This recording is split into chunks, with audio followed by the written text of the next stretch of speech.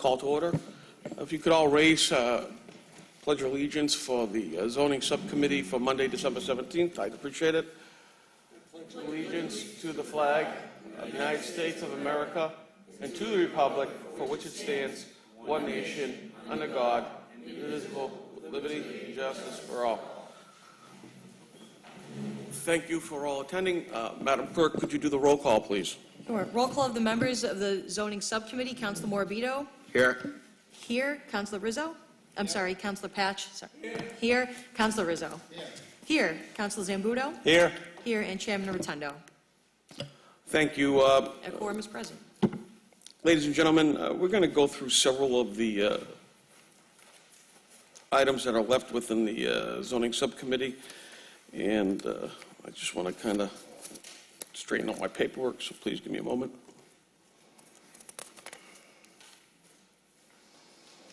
And what I'd like to start out with is the zoning. We're going to skip around. I'm going to suspend rules if no one has a problem with that. We're good. I believe we have some people here for different issues, and I'd like to help move them along accordingly.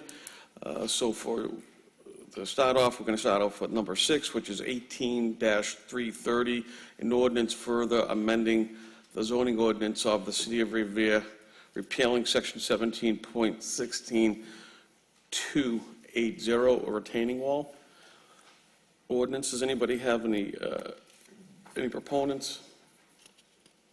Mr. Chairman?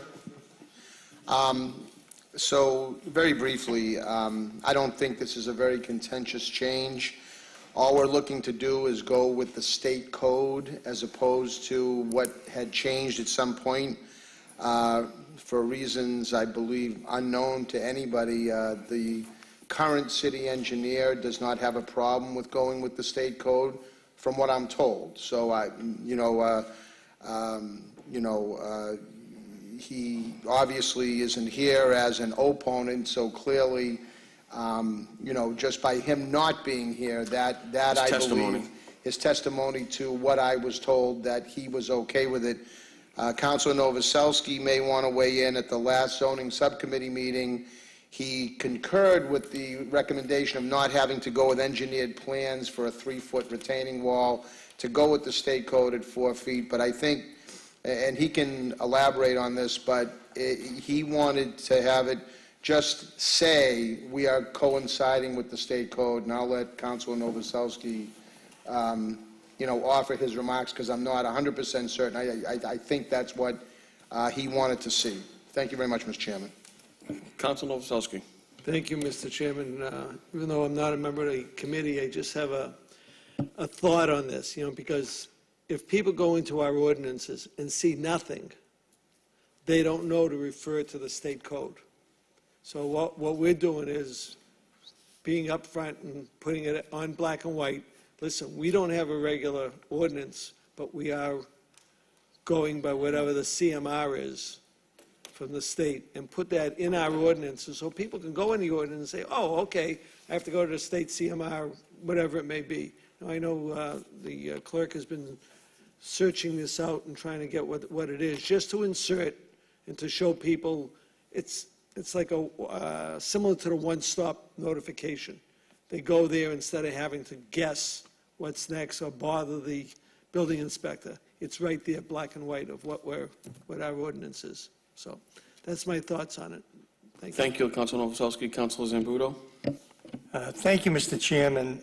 I certainly support this. However, I'd like to see a letter at some point. Maybe we can pass this with the condition of a letter from the city engineer.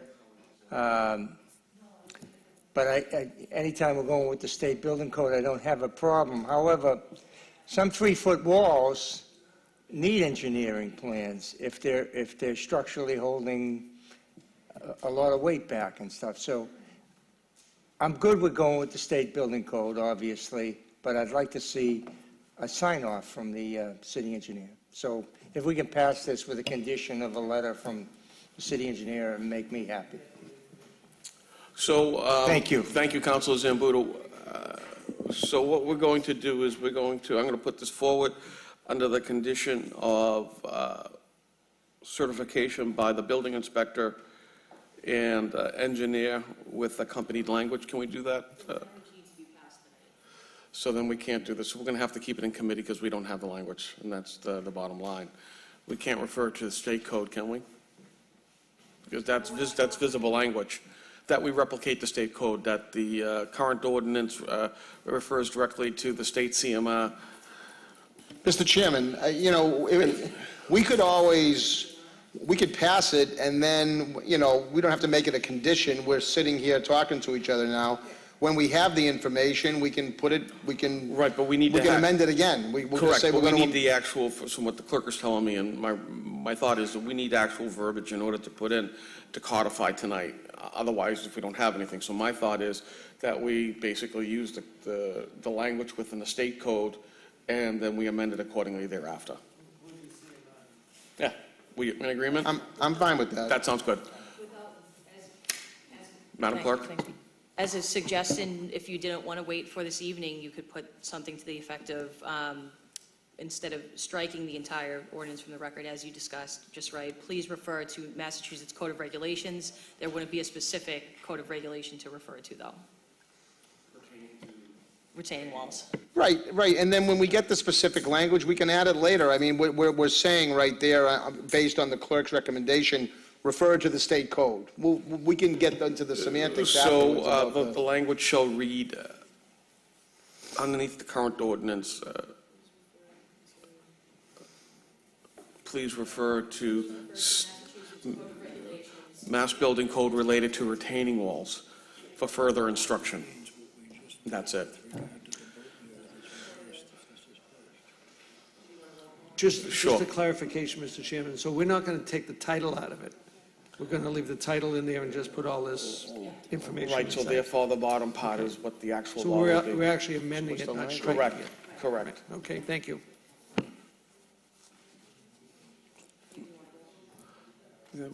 No.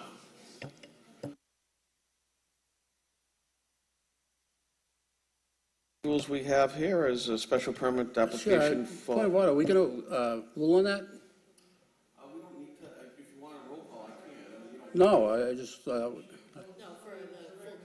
okay. It'll go to the committee as a whole, the council as a whole. Next order of business, as we're on suspension of rules, number 718-371, a special permit application of a Cellco partnership doing business as Verizon, McLean Middleton Law Firm. Are you present, sir? And this is related to installation of a small cell antenna on the top of a utility pole at National Grid 2872 on 243 North Shore Road. Thank you. Thank you, Mr. Chairman, and members of the zoning subcommittee. For the record, my name is Victor Manugi, and I'm with McLean Middleton Professional Association, 900 Elm Street, Manchester, New Hampshire, here tonight on behalf of Cellco Partnership doing businesses, Verizon Wireless. At the council meeting, we appeared last time, and some questions were raised. Councilor Keefe requested that I bring in a sample antenna. So I brought in the sample antenna. It is behind me. If you'd like me to put it somewhere else, I can. But that's the actual size.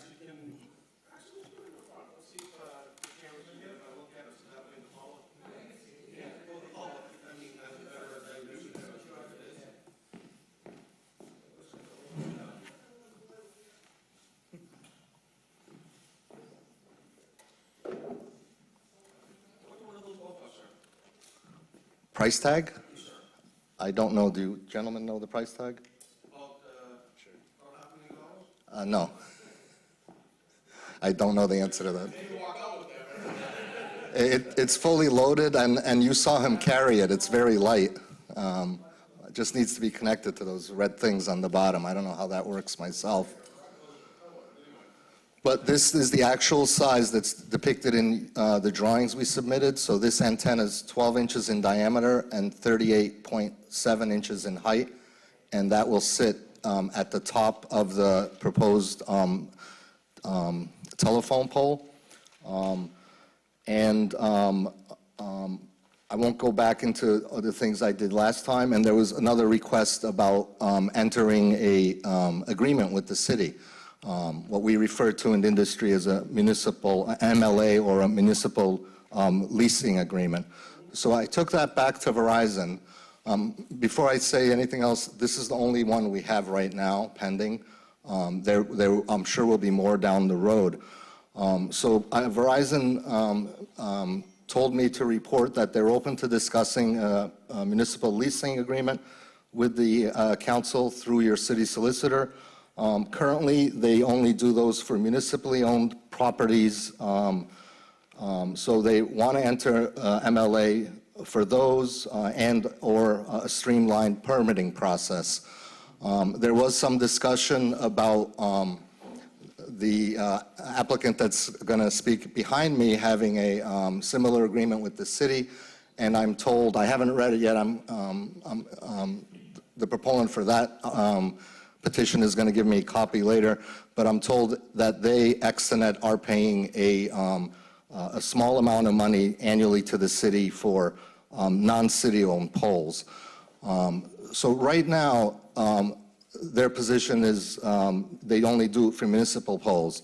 But what's happening in the industry right now is in September, the FCC approved a new rule aimed at speeding deployment for small cells for 5G, which will be coming down the road in hopefully a couple of years. And that FCC order becomes effective in early January. The industry, and Verizon included, is doing new lease agreements with cities.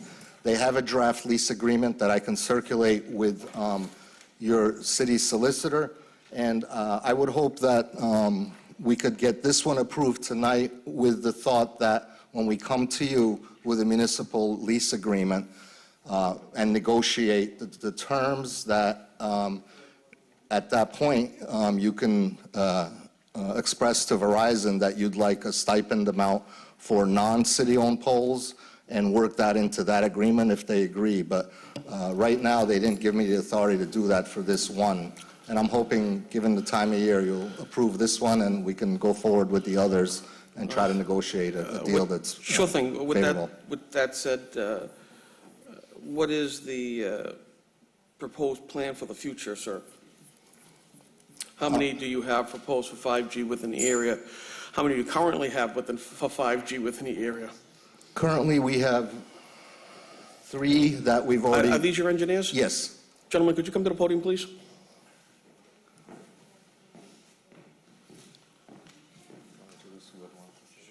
So what's the square mileage that you have to cover here, do you know? So each small cell roughly covers about a quarter of a mile. Currently, we have approximately 3 proposed that we're just waiting on licenses. And are you targeting more the beach area? I believe a few of them are along Route 1 by Wonderland train station. Right. That's the beach area. Okay, not entirely familiar Sure, with of course. the area. Aside from that, we don't have any further knowledge or future knowledge as to what could be coming down the pipeline. We really get those sites as they become available through Verizon.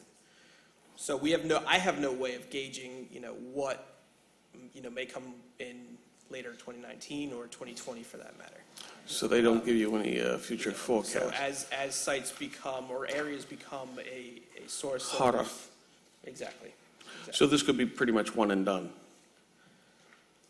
I wouldn't necessarily say that, but I would say that... Your initial reaction gives me that inclination. As far as our knowledge of what sites are going to be proposed, we don't know. We just know what we have in our... Okay, that's fair enough. Mr. Chairman, if I may, I just have one question. Please, sir. Councilor Powers? When do you expect that the city of Revere would be getting back an offer of mitigation on future installations? After this?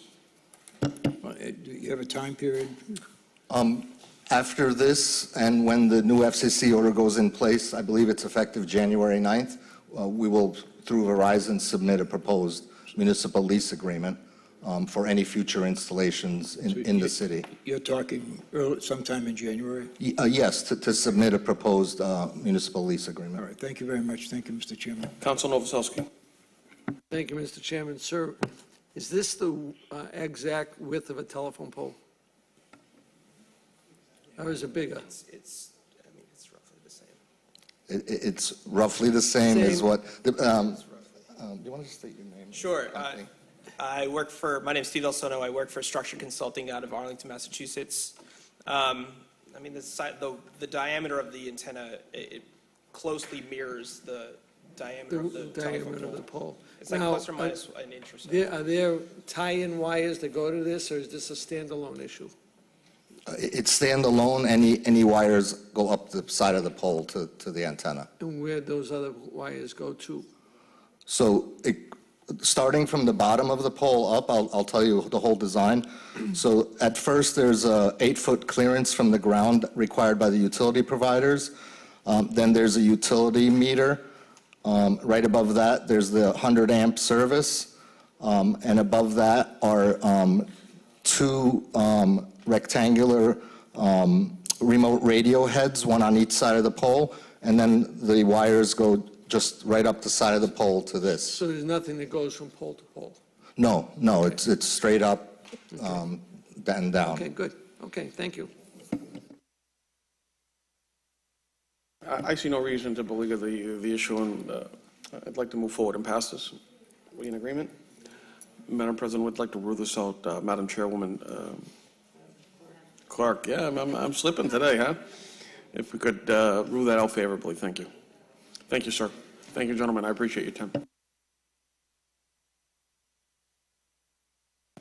Next on the agenda is number 8, 18-372, a special permit related to James S. George, Network Building and Consulting of 100 Apollo Drive, Chelmsford, resulting in permission for the Revere City Council to install a cell tower or antenna on a utility pole located at 12 Furnace Street.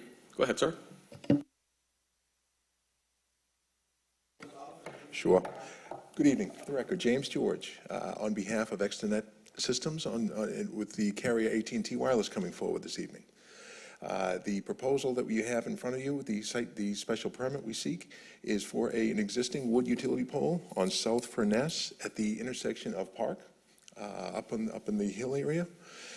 It is a significantly dense residential area in the city.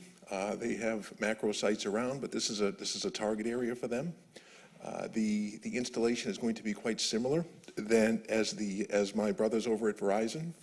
The antenna is similar to that. It's slightly smaller, but not that much, but it's the same height, and it is the same dynamic as that particular thing that's on the table. So they all pretty much look the same. This particular pole, we have the National Grid license as well as the Verizon license. We have the contractual right to be on the pole, and we have the agreement with the city. I started with mobility with the agreement, and we pretty much mirrored that. And that's the way your solicitor approached this. So we do have an agreement with the city. You will get recurring revenue for this particular pole. And with both licenses, we have the structural. National Grid does a structural. When they issue the license, the pole can support this particular appurtenance. Again, the design and how you plug it in is exactly the same. That goes on the top of the side of the existing pole on a bracket. The coax is connected into the red plugs on the bottom, comes down the pole, and it connects into both the meter and the radio heads that are on the pole. There is no released ground area on the sidewalk itself. All appurtenances are on the existing pole itself. So there's no ground space. The licenses are solid. The structural is solid, and the look is almost exactly the same as what's on the table. You're welcome. Any member of the committee wish to speak or have any issues? With that said, I'd like to rule favorably and rule this out of committee. By the nods on this, the committee, we're in agreement. Madam Clerk, if we could put that out for, thank you. Favorable Very good, mention. thank you, Yep, sir. thank you.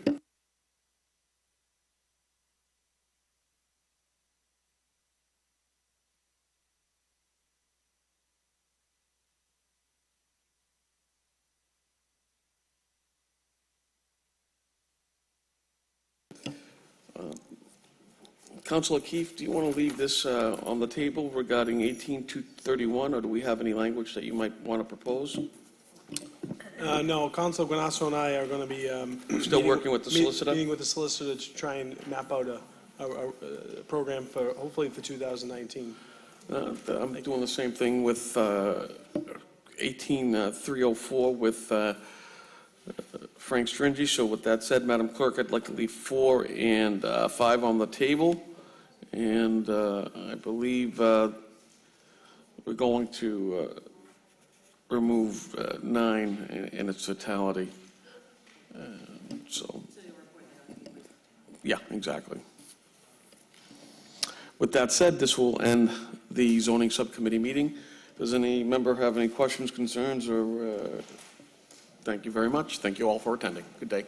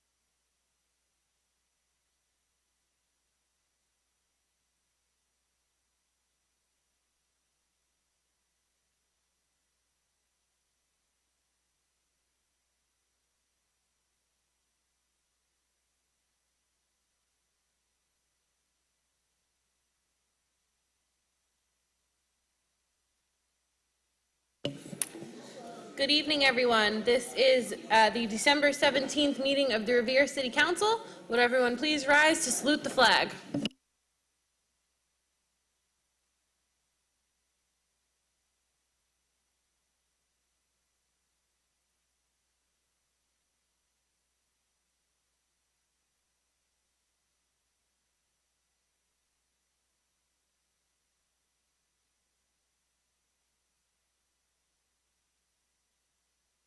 Roll call of the members. Councilor Guanasso? Here. Here. Councilor Keefe? Here. Here. Councilor McKenna? Here. Here. Councilor Morabito? Here. Here. Councilor Novoselsky? Here. Councilor Patch? Here. Councilor Powers? Here. Here. Councilor Rizzo? Here. Here. Councilor Rotundo is absent. Councilor Zambudo? Here. Here. And Council President Gino? Here. Here. Quorum is present. Approval of the journal of the regular meeting of December 3rd, 2018. Madam President, point of personal privilege. State your point, Vice President McKenna. Thank you very much. Last week, our city experienced much sadness. The council would like to recognize and commend the Revere firefighters, the Revere police, the state police, and the EMTs. Thank you for standing tall and representing Revere to its finest. Thank you very much. Thank you, Councilor McKenna. We'll start with unfinished business. Sure. Unfinished business, calendar item number 3, an ordinance relative to abandoned bicycles. Anyone have any questions, comments, or concerns? Okay. Ordered on a second reading. Ordered on a third and final reading. Roll call for engrossment and ordainment. On an ordinance relative to abandoned bicycles, Councilor Guanasso? Yes. Yes. Councilor Keefe? Yes. Yes. Councilor McKenna? Yes. Yes. Councilor Morabito? Yes. Yes. Councilor Novoselsky? Yes. Yes. Councilor Patch? Yes. Yes. Councilor Powers? Yes. Yes. Councilor Rizzo? Yes. Yes. Councilor Rotundo? Yes. Yes. Councilor Zambudo? Yes. Yes. And Council President Janino? Yes. Yes, the ordinance is engrossed and ordained. Next item is the zoning subcommittee report. Councilor Rotundo. Thank you, Madam President. The committee meeting went pretty fast and without a hitch. I would like to note that we will be retaining 18231, 18304 to remain in committee. We will be placing 18376 on file. We will be rendering out 18304, correction, 18330, relative to retaining walls. The language will be amended to add, refer to the state code. I believe the city clerk has that information. Could you read that, city clerk? So the current language within section 17.16.280 retaining wall is hereby deleted in its entirety and inserting a place thereof. Please refer to the Massachusetts Code of Regulations pertaining to retaining walls. Thank you, Madam Clerk. Additionally, 18371, a special permit application for Verizon Wireless, in which they will put a small cell antenna, which was on display at 243 North Shore Road. I would also like to send a side letter to the city clerk and the mayor's office, referring them to changes in the SEC's ruling, and that we obtain a municipal agreement with them in order to facilitate some type of fee for every cell antenna that they place within our community. Thank you, Madam Clerk. And additionally, rule favorably for 18372, which is also a special permit application, this time for, I believe it was for AT&T, a small cell antenna to help facilitate service up at 12 South Furnace Street in Revere, as well as a letter referring to that so that we can get an agreement with AT&T if we don't have one already, and for that matter, any other service provider such as Sprint, et cetera. That said, Madam Clerk, through you to the President, excuse me, if we could rule on these, thank you. Thank you, Councilor. So calendar item 4 will remain in committee. Calendar item 5 will remain in committee. We'll start with calendar item 6. And this will be ordered on a second reading as amended. ordered on a second reading, third and final, wow. Ordered on a third and final reading as amended. Roll call for engrossment and ordainment. This is on an ordinance pertaining to retaining walls. Counselor Guanasso. Yes. Yes. Counselor Keefe. Yes. Yes. Counselor McKenna. Yes. Yes. Counselor Morabito. Yes. Yes. Counselor Novoselsky. Yes. Yes. Counselor Patch. Yes. Yes. Counselor Powers. Yes. Counselor Rizzo. Yes. Counselor Rotundo. Yes. Yes. Counselor Zambudo. Yes, Yes. And Council President Janino. Yes. Yes, the ordinance is engrossed and ordained. Calendar item 7 was also voted on favorably by the committee. This will be a roll call. Shall the City Council grant the relief requested to Verizon Wireless to install a small cell antenna on top of a new utility pole at 243 North Shore Road? Counselor Guanasso. Yes. Yes. Counselor Keefe. Yes. Yes. Counselor McKenna. Yes. Yes. Counselor Morabito. Yes. Yes. Counselor Novoselsky. Yes. Yes. Counselor Patch. Yes. Yes. Counselor Powers. Yes. Yes. Counselor Rizzo. yes, Yes. Counselor Rotundo. Yes. Counselor Zambudo. yes, Yes. And Good. Council Good President boy. Janino. Yes. Yes, the special permit has been granted. Calendar item 8 was also voted out favorably by the committee. Madam Clerk, may we call the roll? Shall the City Council grant the relief requested to Network Building and Consulting to install a small cell antenna on a utility pole located near 12 South Furnace Street? Counselor Guanasso. Yes. Yes. Counselor Keefe. Yes. Yes. Counselor McKenna. Yes. Yes. Counselor Morabito. Yes. Yes. Counselor Novoselsky. Yes. Yes. Counselor Patch. Yes. Yes. Counselor Powers. Yes. Yes. Counselor Rizzo. yes, Yes. Counselor Rotundo. Yes. Yes. Counselor Zambudo. yes, Yes. And Council President Janino. Yes. Yes, the special permit has been granted. And then calendar item number 9 will be placed on file. On to communications. Calendar item number 10 is communication from the Director of Finance as it relates to the AMR contract extensions. We have our Director of Finance here. Good evening. This is a request for the water meter project. We have remaining 268 meters that new meters that need to be installed. The reason we are redoing these contracts is because they came to an end date, they had been extended, and it's in the best interest of the city in order to deal with the SRF, the state revolving funds, to continue with a contractor and do it in that fashion. And we can follow up on it a little easier. You see the contract that need to be extended. This should be the last extension, because if it takes that long of a period of time to do,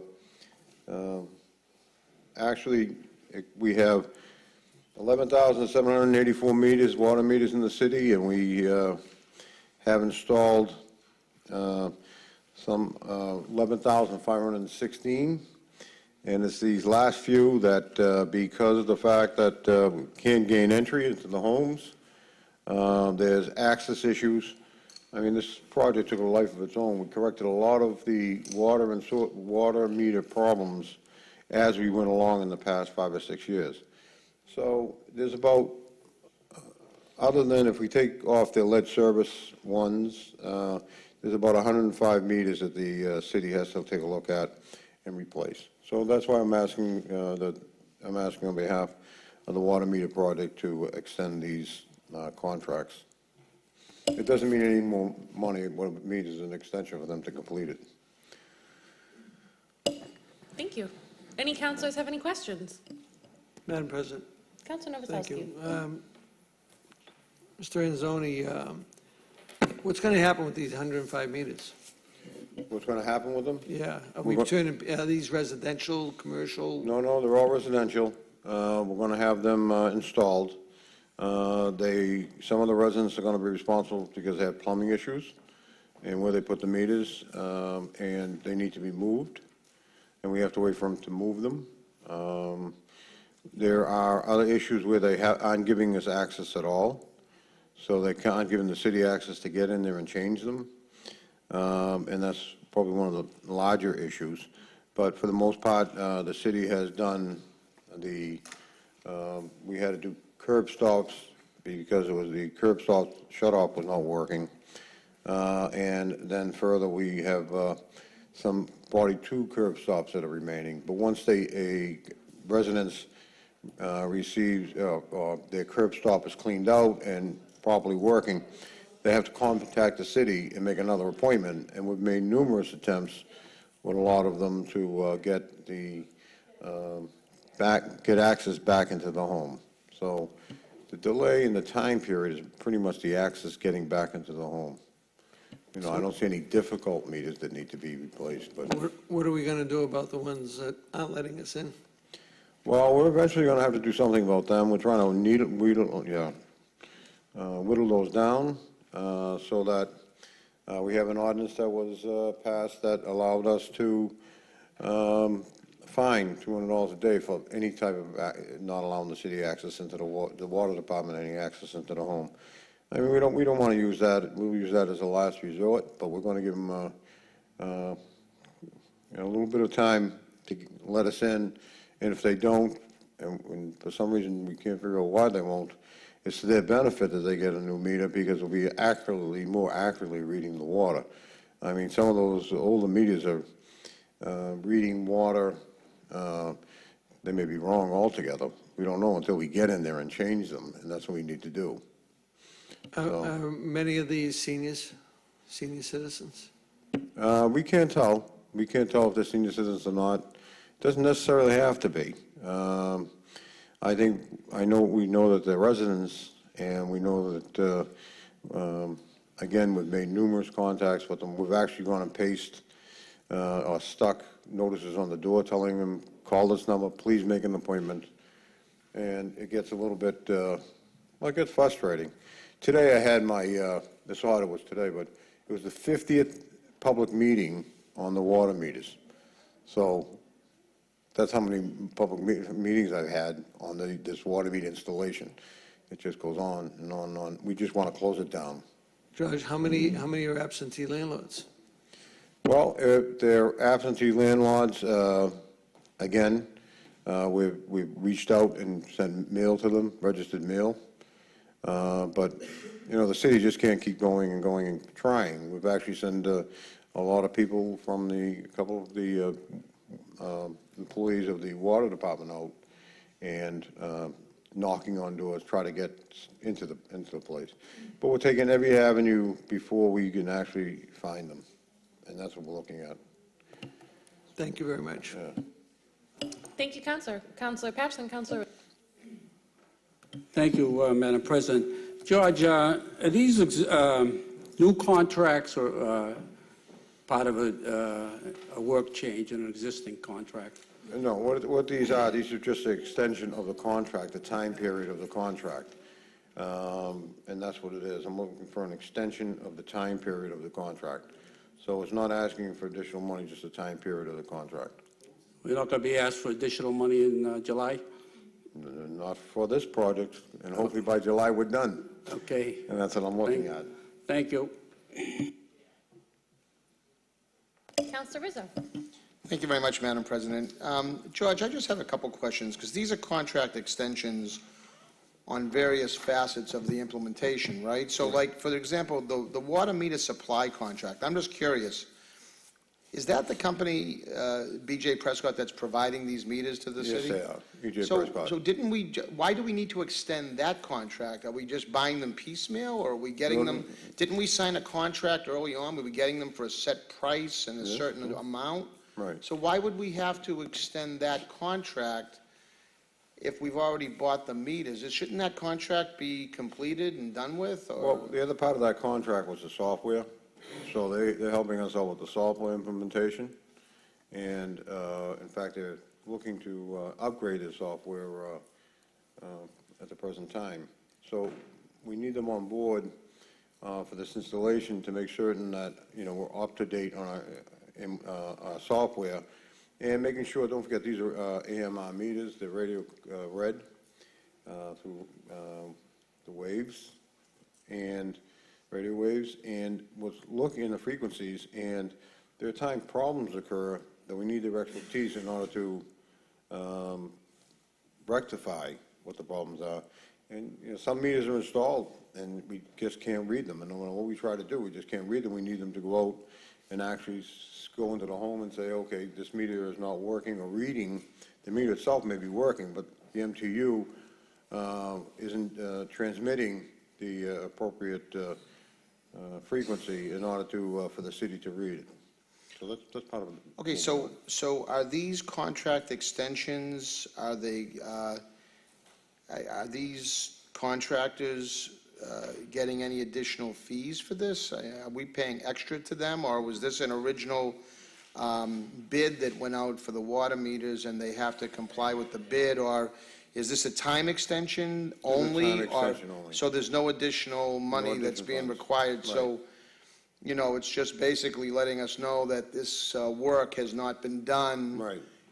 in accordance with what the original schedule was, but it's Right. not costing the ratepayers anything So it's further. just the schedule that was the problem.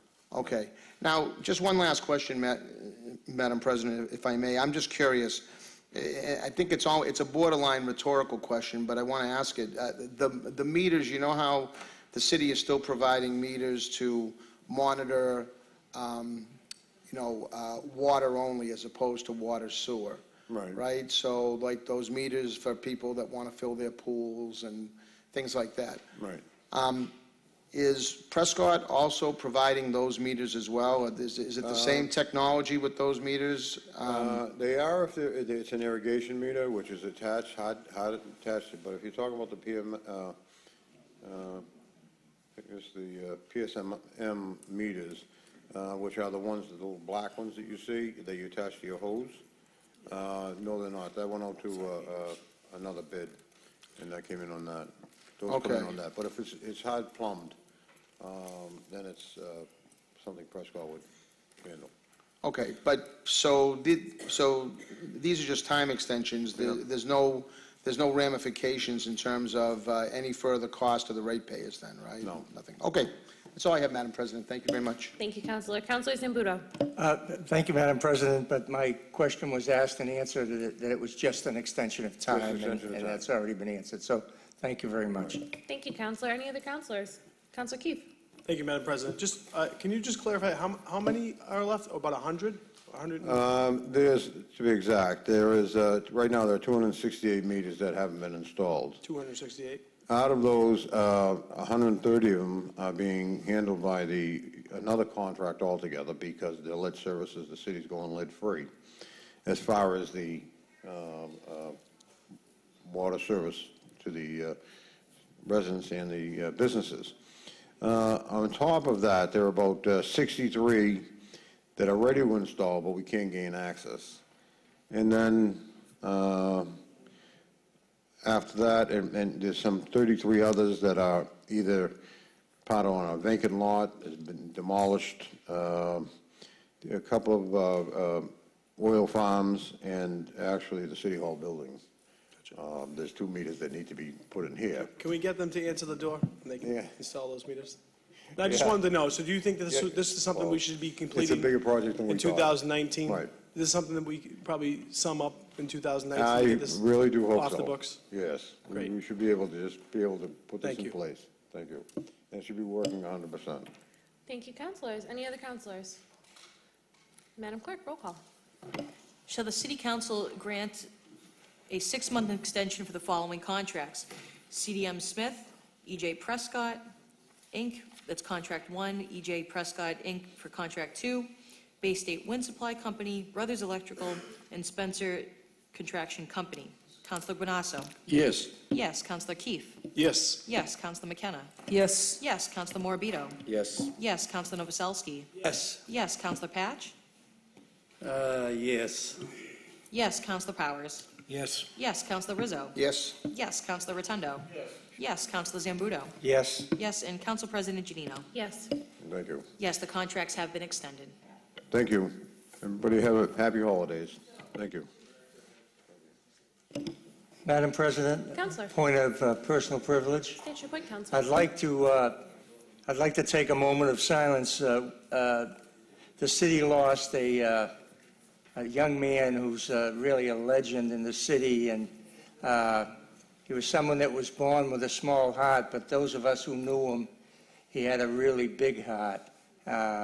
Mikey Carroll was Revere's only honorary firefighter ever named in the city of Revere. And I want to thank the fire department for the wonderful tribute that he got. He got a hero's send-off, and just really a wonderful young man, so I'd like to take a moment of silence.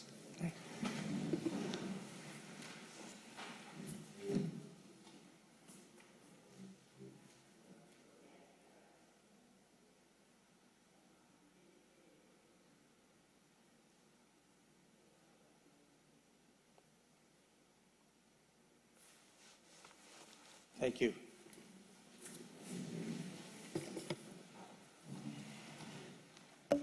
This time we'll go on to motions. Calendar item 11 is a motion presented by Councilor Rotundo that the City of Revere look into the feasibility of placing a Marine Corps statue on the Legion Building 1. Councilor Rotundo. Thank you, Madam President. I'd like to put this in committee. There are some other things that I'd like to do after speaking with the Director of Veterans Affairs, Mr. Silvestri. We've come up with an idea of hopefully honoring all branches of the service to include the Marine Corps of particular reason. That said, if we could place this in committee, I'd be grateful to do so. Madam Chairman, thank you. Madam Chairman, I got a call from Leo McCaskill. Actually, he saw me down in my office at the Bagel Bin, and he asked me about this. I said, I have no problem with it. I told him to reach out to Mark Silvestri, Service VSO, and let them work it out and see what. And I know the council is pursuing it further, and it's a good thing as far as I'm concerned. Whichever way we go, we do. Thank you. Thank you. Councilor Rizzo. I have no problem putting it into committee, particularly if there's other things that will be coinciding with this, but I do want to offer early support for this, and this particular Marine Corps statue came out of the home of former Marine and lifelong Revere resident Joe Lasden, and apparently he had a ton of military memorabilia that was in his house that he had either willed or gave away to various people around the community. And this happens to be one particular statue that he wanted to have, prominently placed in memory of all Marines. So now if there's something for every branch of the service, of course, as a Navy veteran myself, that wouldn't bother me. But I know that Joe Lasden, would want to see this happen, so I'm going to offer some early support for it right now. So thank you very much, Madam President. Thank you. Councilor Powers. Thank you, Madam President. I also will offer early support. I don't think there was anyone that I know of that was more supportive of the military branches, and particularly the Marine Corps. You'd go by there on any given day, and he'd have American flags all along the fence, and a statue of a Marine in the yard there, and he was just out there tremendously for the Marines and other veterans of this community. Thank you, Madam President. Thank you. And our resident Marine, Councilor Patch. Thank you, Madam President. As you all know, I am a Marine Corps veteran, served a year in Vietnam. Of course, I support this with all my heart. Thank you. Thank you, Councilor. Any other councilors? This will go to Veterans Affairs. Calendar item number 12, motion presented by Councilor McKenna. In light of the recent fatal car accident on Winthrop Avenue, that the mayor be requested to again contact National Grid to repair the street lights on Winthrop Parkway, Winthrop Avenue, and Revere Beach Parkway. These repairs have been requested on several occasions, and apparently the repairs are too costly and complicated for National Grid to repair. As an example, the lights on Revere Beach Parkway have been out since July of 2014 due to the tornado. The lack of response from National Grid is completely unacceptable and could potentially lead to more fatal accidents in the future on these heavily traversed roadways. Council Vice President McKenna. Thank you, Madam President. So I walked around from the Rita Singer Bridge onto Winthrop Ave in front of the new development site, then past the North Shore gas station, onto the Revere Police Station in a 1-mile radius. If you look, you can see the pictures. I took pictures. 17 overhead lights, street lights, are out on major crosswalks. As you can see through the pictures, there are major crosswalks and major lights are out on these crosswalks. Pedestrians are unsafe. There's 2 out at Tomasello Drive. That is a big intersection. It's right on the crosswalks. That's out too. We as a city council have addressed this issue time and time again without any kind of response in fixing this problem. We need to keep our pedestrians safe.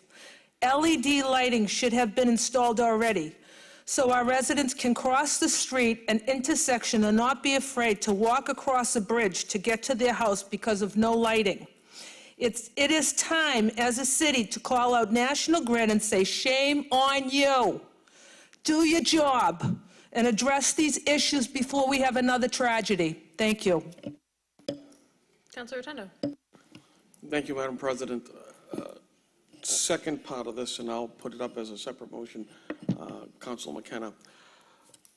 What if the lighting currently contributed to this event? I mean, aren't they afraid of getting sued? I mean, this, you look at it, the lighting that's out is the lighting that is exactly where this death took place.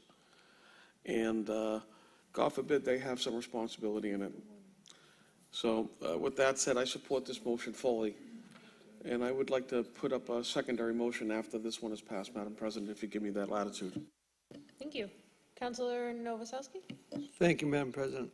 Madam President, I thank Councilor McKenna for, again, bringing this forward. I've brought it forward since 2012, even before Councilor McKenna was a city councilor, working with National Grid, and all they can give me is couple letters. And very frustrated. I know her frustration is everybody's frustration. And unfortunately, we had this incident, which I don't believe it came from the lighting issue, but it happened. It just happened from a jerk that was doing drugs and drinking and falling asleep at the wheel. And I would say that it's too bad, it's unfortunate it happened, but I think lighting will help it. And I know some of the wooden poles along the Revere Beach Parkway have been changed to LED. I don't know if there's a different wattage of LED that they can put up to make it brighter in those locations, but I know all these locations should be lit.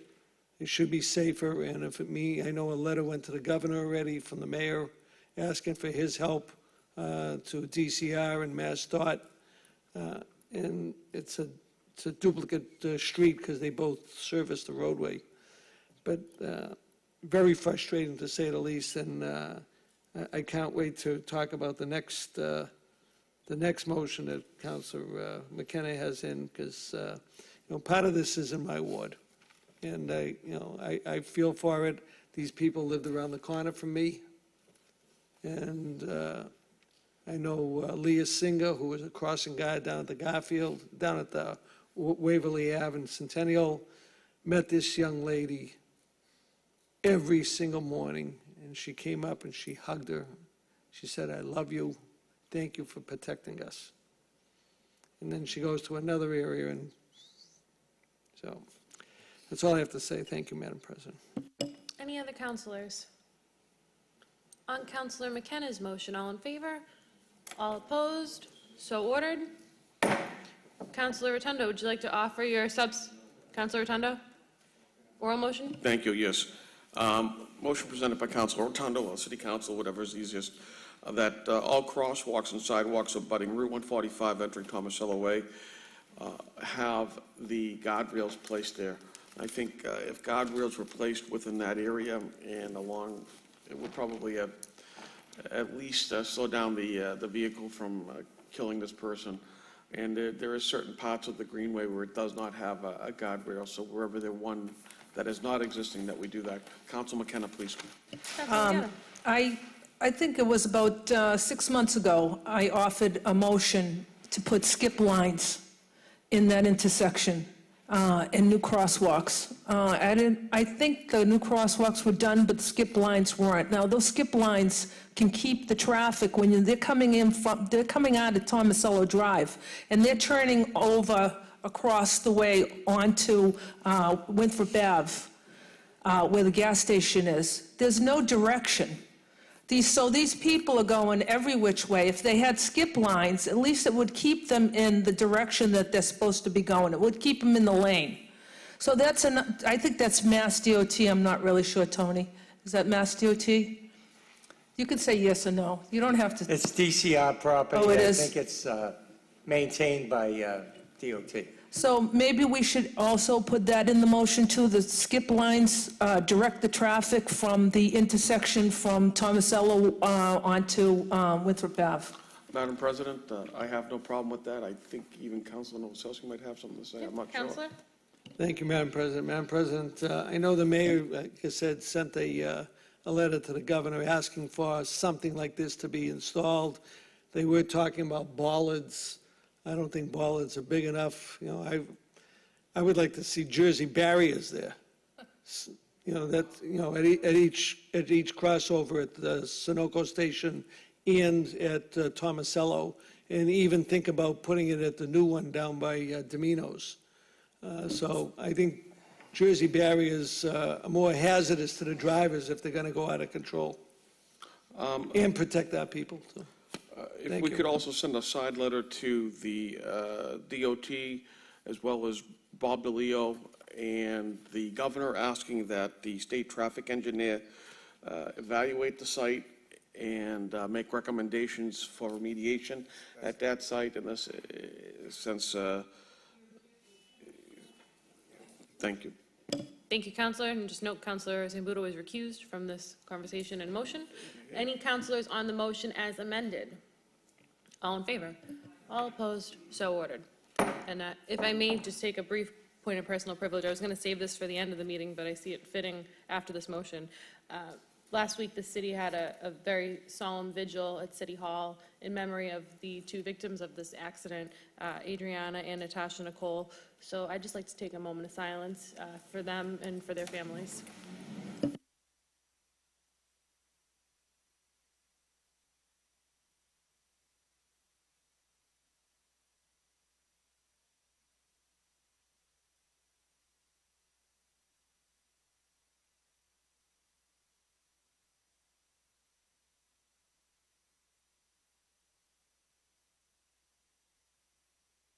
Thank you. And our thoughts and deepest sympathies are with the Mejia Riviera family at this time. Calendar item number 13, motion presented by Councilor McKenna, that the mayor request a representative from National Grid to appear before the City Council at the next regular meeting to explain the lack of electrical work being completed in Revere. On November 19th, a dispatcher from MassDOT assessed the lighting problems on the Rita Singer Bridge and determined the problem. An overhead wire feeding the load center attached to the bridge was draped over a chain link fence. In order to restore the lighting, National Grid would have to remove this live wire. MassDOT contacted National Grid to remove the live wire, but there has been no response. Please see attached letter from MassDOT.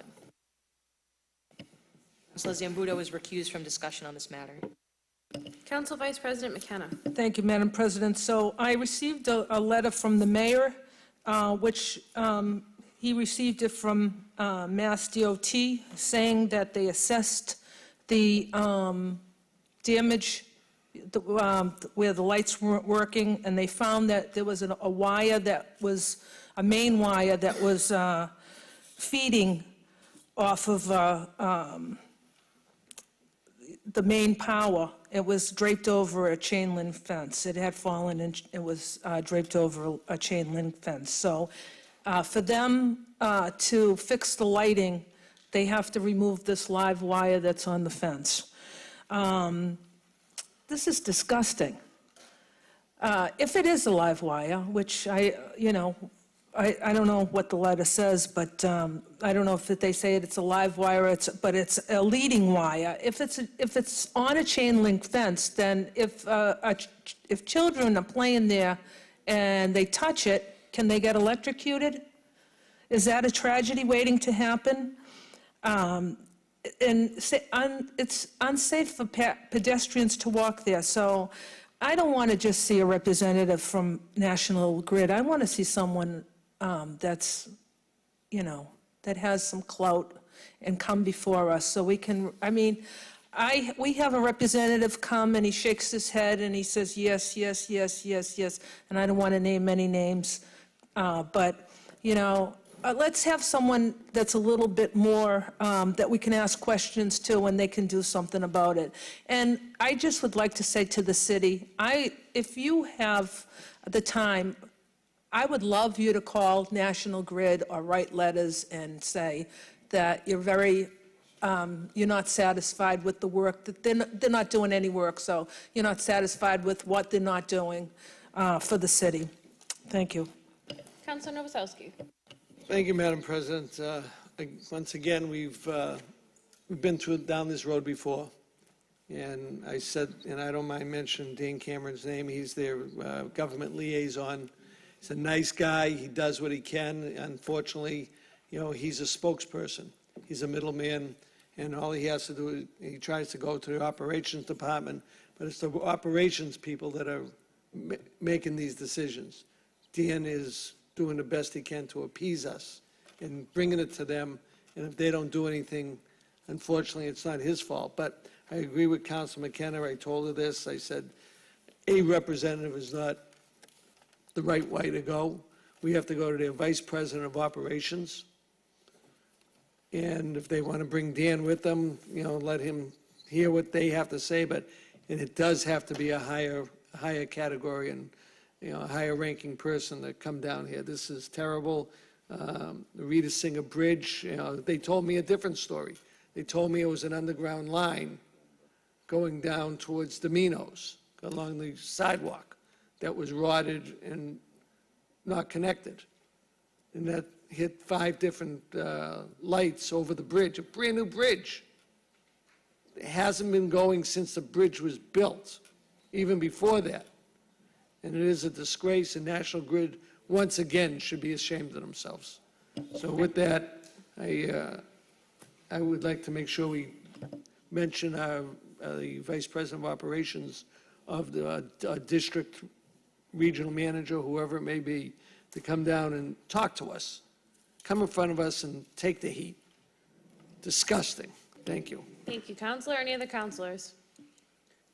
If I may speak very briefly on this, my colleagues, I'm disgusted with National Grid at this point. The service that we've received for our electrical in the city has been awful, and I don't even want to get into it, but what they're doing to their gas workers and how that's affecting our city, not only the residents that are employed by them, but people that need services that are losing out because of how awful they're treating their employees.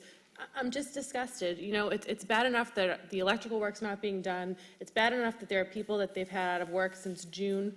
It's bad enough that the gas work's not getting done, and the work that is being done is breaking a strike, essentially. They're digging up our roadways. They're leaving trenches. I've talked to Councilor Patch about numerous times. Ward 6 it's awful how bad they've left trenches. I'm really, really sick of it, and I have a lot to say if someone gets here, not only about this issue, but a lot of problems that National Grid's causing in our city, and it's not fair. They have the money, they have the resources, they have the time. There's absolutely no excuse on why we're being treated this way, because I guarantee you that there are other cities that they're not disrespecting like this. Councilor Madam Novoselsky? President, just one thing, if we can add, can we include our state delegation on this letter so they know what's going on? Maybe they can give us a hand. Thank you. Thank you. Great motion, Councilor. On the motion, all in favor? All opposed? So ordered. Calendar item number 14, motion presented by Councilor McKenna, that the mayor request the building department and fire department to develop a courtesy public notification plan for residents and councilors relative to the issuance of demolition permits. Council Vice President McKenna. Thank you, Madam President. This week, I'm not going to name any names, but we had a demolition done, and I know for a fact that, I guess I don't know for a fact, but I know that a lot of councilors weren't contacted. I wasn't contacted, so in turn, I couldn't contact my residents to tell them that there was going to be a demolition going on. There was a lot of dust, a lot of debris, a lot of glass.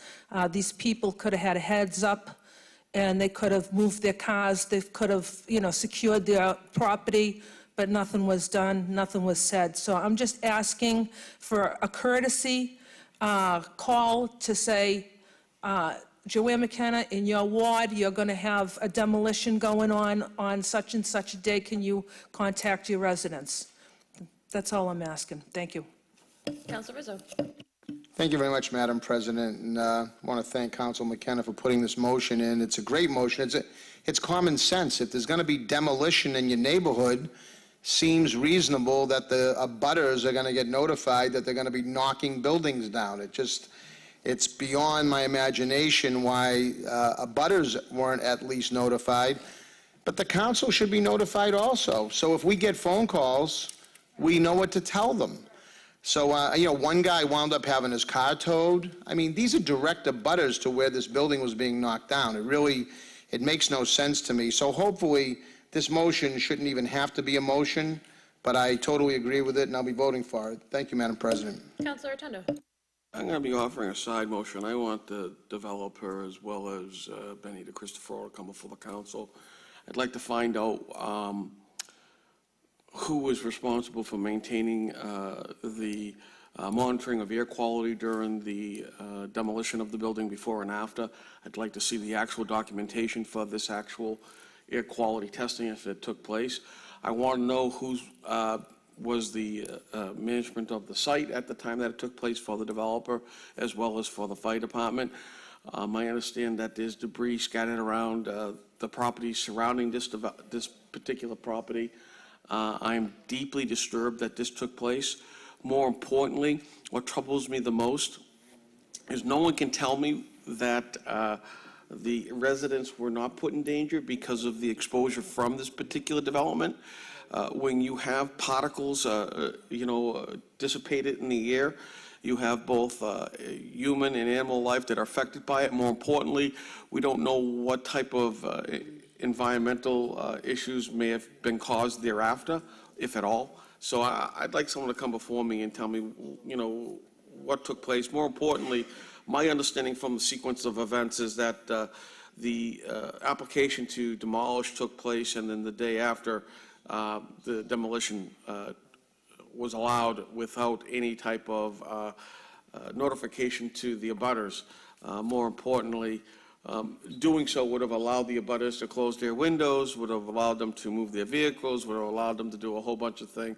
And the thing that I want to know is what type of screening mechanism were placed up around the demolition. My uncle does this in New York, and so whenever they basically implode a building, they put up around it, and you can always go back to YouTube and take a look at it. They put up a 10-foot fence, and then they put up a screening around it, usually a blue top or something of significant material, and also a fabric buffer because you've got a shock wave that goes with it.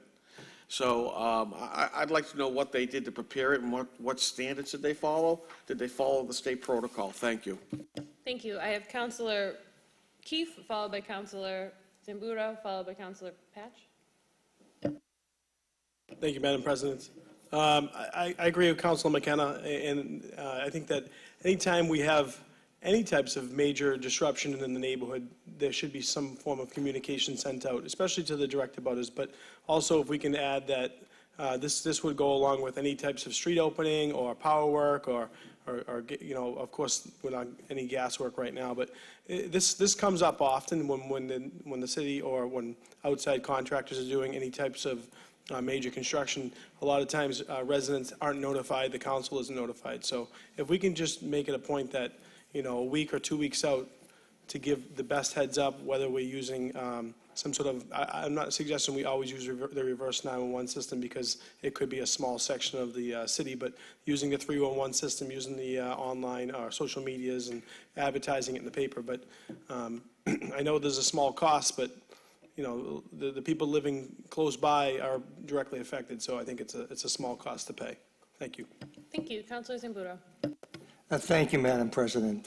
You know, I received calls, a lot of calls also, and I did quite a bit of follow-up with the building inspector and the building department to find out, you know, number one, the residents were confused as to whether or not they had a right to tear the building down, and there was some ambiguity in the special permit. I think there's a lot of things that we could do here that maybe would require us to change the ordinances. If they follow the state building code, that doesn't necessarily mean they had to notify the abutters. So maybe we can put these kind of things in our special permits when we do special permits here. So, you know, there's some situations here that slip by, and I don't think anybody was trying to pull anything over on anybody. According to the building department, they were completely within their rights and all that, and we went back and forth a lot on this, but we can put some protections in for our residents, and I think the place to do it is in special permits. We put restrictions on special permits so we can, or maybe we do that and we do a little ordinance change as to demolitions in neighborhoods and so forth and so on. But I would like to think that the building department at least knew that they were doing things properly over there when they did in fact tear the building down. So I think we can make some changes up here to make it better. Thank you. Thank you. Councilor Patch. Thank you, Madam President.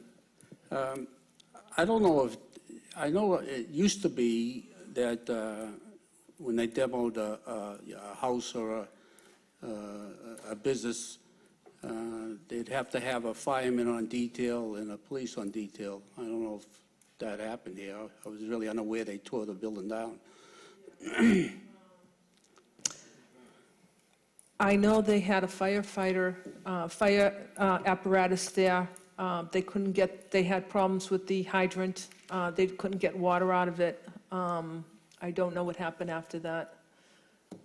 So I heard because it was cold, they didn't want to put the water on because it might freeze. I heard a number of stories, but I know that they had a problem with the fire hydrant. And I know that the residents, well, I just heard it tonight, that the residents have been complaining about this fire hydrant not working for 5 years. So I guess it proved its fact. Yeah. Well, first of all, I want to, a great motion, Councilor McKenna. And, but I believe they're supposed to have a firefighter on detail there. Keep the dust. Especially if there's gas involved or whatever, a fire starts. They did have a fire apparatus there, but like I said, they couldn't, I don't think they could get the water. I have a resident here, he's going to speak about it, so he knows more than I do. Great, thank you. Any other councilors? Councilor Morbido. You know, I think we all said our piece. I think we, at the end of the day, Councilor McKenna just wants us to be, thinks the councilors should be notified. I don't think that's too far of a stretch for us to be notified. I don't think anyone's doing anything malicious, as Councilor Zambudo said. I think, you know, if you're going to demolish a building, we obviously all knew that that building was going to eventually be demolished and replaced with a new building, but eventually, you know, we should, as a city council, we should have answers, or we should have we should know when something is going to be demolished, so we can notify our residents and let it can go out beforehand. Thank you, Councilor. Are there any residents that'd like to speak? Just state your name and address for the record. Nico Kostopoulos, 111 Mill Street. Merry Christmas, councilors. I can't say enough about the motion from Council McKenna. This is something I'm shocked that we don't already have in place at the city. We woke up Thursday morning, it sounded like a plane crashed in the neighborhood, and we found out they pulled down a 4,000 square foot building that's 80 years old and told nobody. The cloud of smoke, the dust, the cinder blocks that fell into Taft Street, the glass that's on the neighbors' properties, all our cars covered in dust. Not one letter. When Mr. Iannello wanted to get his special permit, he sent letters to us, he knocked on our doors. We had many meetings with Council McKenna, she was wonderful, helping us out through the whole thing. All of a sudden, he goes for this permit to get the building knocked down. It's sometime on Wednesday, less than 24 hours, they're pulling that building down. I mean, that's crazy. So I'm glad that the council's supporting this motion. And I just wanted to come up here when I heard this motion was gonna come up tonight. I had to come up and let you guys know the situation. And when I called the administration at City Hall, I can't say that they were as helpful as the council has been. You know, we got a lot of static from City Hall, and I don't know why. We're the residents. We live there. He doesn't even live in Revere. You drive down my neighborhood, you see who takes care of their properties down there. It's a well-kept property, it's a well-kept neighborhood. And for him to do something like that and not let us know, that wasn't the original plan, Council Morabito. He was supposed to be adding a floor on to that existing building, and he was gonna put storage. And then all of a sudden, we find out he pulls a permit, and less than 24 hours later, the building gets pulled down. Now, I don't know if we need engineers to look at that, or if the building department's qualified to say that that's a safe knockdown. But obviously, they didn't do it the right way, because when they pulled that down, we had debris out in the street. The street wasn't blocked off, there was no police detail, there was a firefighter there, but they couldn't tap the hydrant we've been complaining about for the last 5 years, because it's broken. And if we all remember, we had that huge fire down Taft Street. So I think that's a big concern to us. So I don't know what happened. They never tapped another hydrant until, you know, the city received numerous calls. I'm sure you guys all received numerous calls. It shouldn't have happened, and I hope it will never happen again.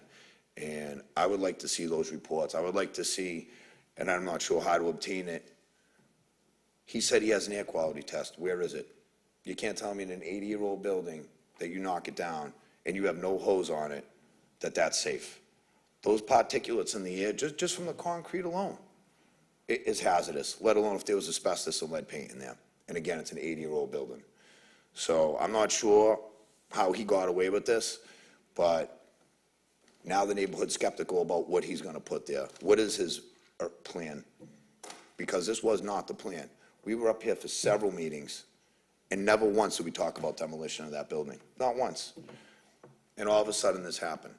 So I would like to know how we got away with that, because when I have work done on my house and I pull a permit, those inspectors make sure I dot my i's and cross my t's, and we have to jump through hoops to get that permit signed off. For this gentleman to be able to do that, I don't know, maybe there's a conflict somewhere, but I'm not sure. Thank you, Madam President. I'd like to ask some more questions, please. Do you know if they didn't tell anybody to bait, they were going to bait the property before the demolition, or? Well, thank you for bringing that up. That's another thing. We're supposed to bait for rats. We know the rat problem we have in the city. I've been pouring concrete and blocking off every passageway for rats, and they just knocked down this building without baiting it. When I called the building department and asked them, did they bait? She told me yes. How? He just got the permit Wednesday night. So who went out and baited? Also, we called 311, and I think I spoke to a gentleman, Alan Fitzmaurice, who told me the letters went out. That was a blatant lie, because if you get approved Wednesday and you knock that building down at 8 o'clock Thursday morning, what letters did you send out? And even if you did send letters, how are we going to get them in 12 hours? So that was a blatant lie from the administration. Madam President? Just a point of personal privilege. How does a 3-1 operator know if letters were disseminated? Good question. I mean, that's, so I think you were asking the wrong person, Nico. Yeah. I believe, Madam Clerk, who sends out letters for that, do you know? Okay, thank you. So we'll have to get some more information, and I think that we'll vote on Councilor McKenna's motion, and I know Councilor Rotundo has an oral motion that we'll put in, which hopefully we can get some more answers. So does anyone else have anything? No, but I really appreciate all your help, and I hope Thank we you. can figure this out. Yeah, we are Thank you. all Thank very you, sorry. councilors. Merry Christmas, Happy New Year. Thank you. Anybody else? On Councilor McKenna's motion, all in favor? All opposed? So ordered. Madam Clerk, can you go over Councilor Rotundo's oral motion, just so we can get any clarification that we might need? So what I have in summary, please correct me if I'm wrong. Motion by Councilor Rotundo that the building inspector appear before the city council to explain what happened. I would assume you are referring to 727 Riviera Beach Parkway. To have the building inspector and the developer As appear well before as, the city council to explain what happened at 727 Riviera Beach Parkway, to include monitoring of the air quality test, city site management, screening mechanisms at the site, and standards that and were receipts followed. for baiting. And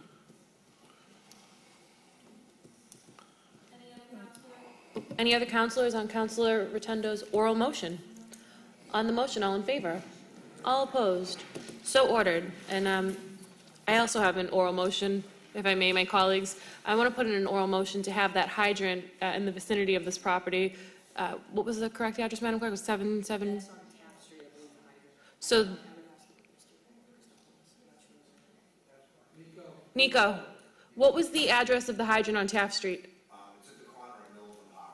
So I'd like to put in an oral motion for the hydrant at the corner of Mill Street and the Parkway for the DPW and the fire department to evaluate what's causing the issue and repair it appropriately, because if it's been going on for 5 years, I think we're past the 311 report. Any counselors on my oral motion? On the motion, all in favor? All opposed? So ordered. There are a couple of late communications. Madam Clerk? Sure, late communication, this is referencing former council order number 18-370, communication from the city solicitor providing an update on the litigation between the owners of the Wonderland property and the city of Revere relative to the parking lot use. Councilor Powers? Thank you, Madam President.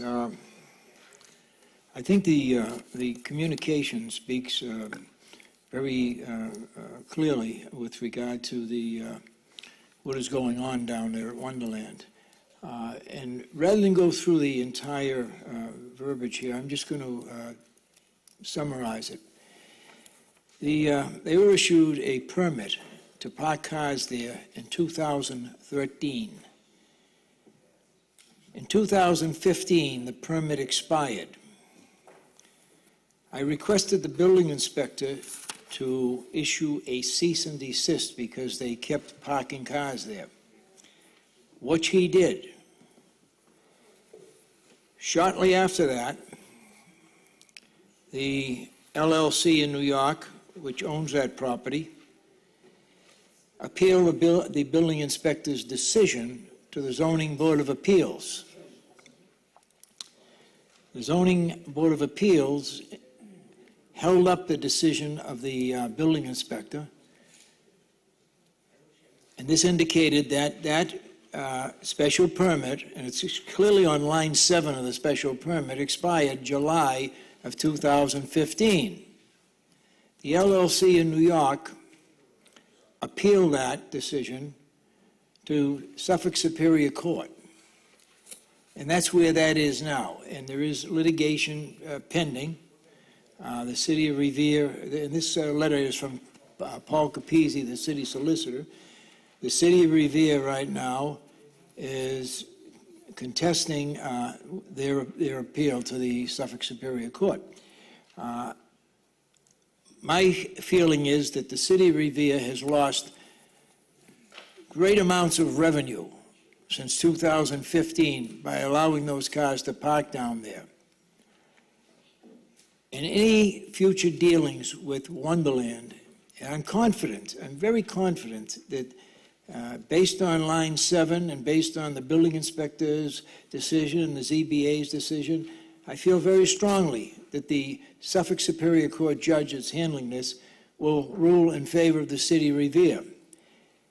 If and when that happens, I think that before any other permits for anything down there are granted, there should be mitigation to the city of Revere for the monies lost and the monies they've gained by allowing that parking down there.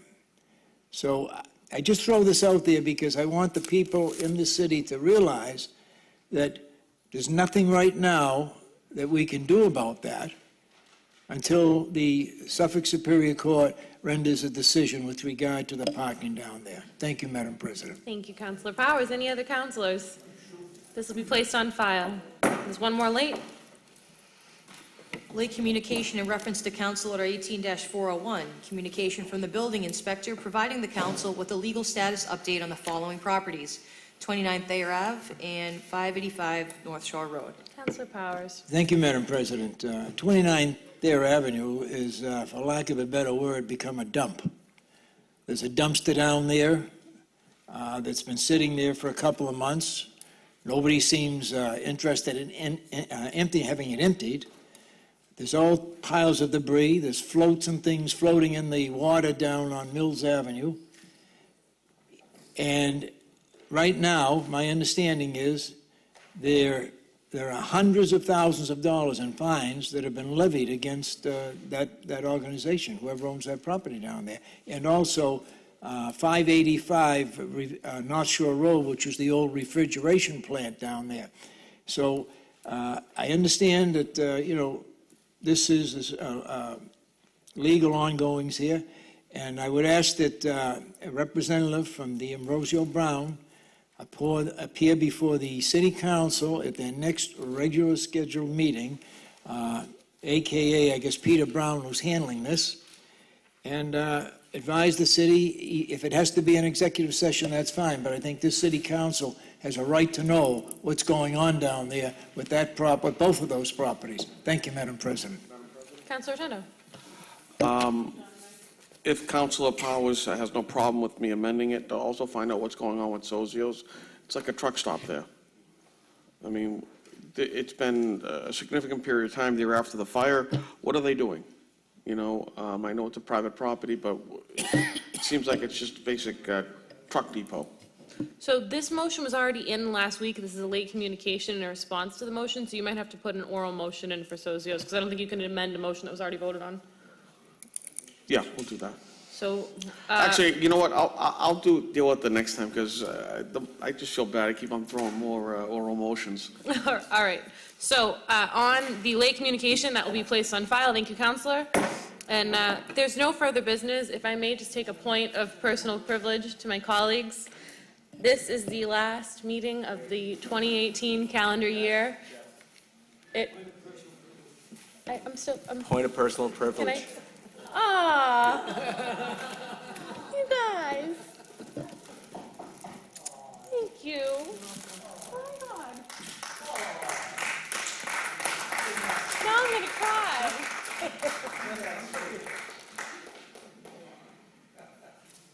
We made history. Oh, wait, I'm gonna, at the risk of not crying, I just wanted to state a point to thank my colleague, Councilor McKenna, for being an amazing vice president this year. Thank you. It's been an honor working with her. It was a pleasure being her student, and it was even more of a pleasure working with her in this capacity. We've worked on some great motions together. I want to thank my colleagues for having the faith in both of us to elect us as your president and vice president. It's been an honor. This is my second time serving as president, and anyone that knows me knows I love it. I have a really hard time sitting over there and being quiet, so this is fun for me. We made history. We made history. We made history together.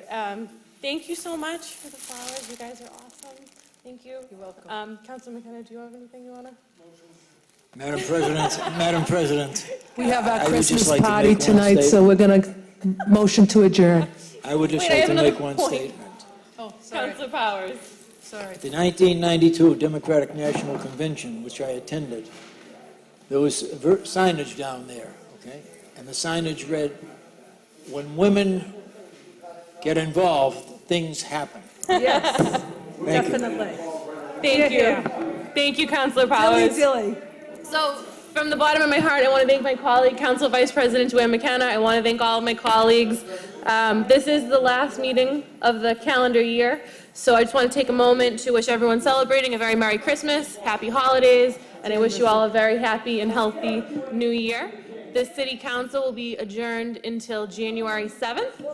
My colleague, Councilor Rizzo, has a comment. Madam President, thanks so much, and I know it's the 11th hour here, but, you know, we like to talk about good things when they happen, and so all of our service organizations around the city have done a tremendous job this holiday, raising money and supporting various causes, families in need. And I just want to give a big shout out to Donna Mahoney and the VFW Matola Post for a great job on very short notice, raising, you know, toys to fulfill dozens of kids' Christmas this year, and the Marines that were down there to participate. It was really wonderful to be part of, and I just want to congratulate them for a great effort. So I just wanted to mention that. Thank you very much. That's a great point, Counselor. So thank you again, everyone. Merry Christmas, Happy Holidays, Happy New Year. The City Council will be adjourned until January 7th, 2019. Thank you all and good night.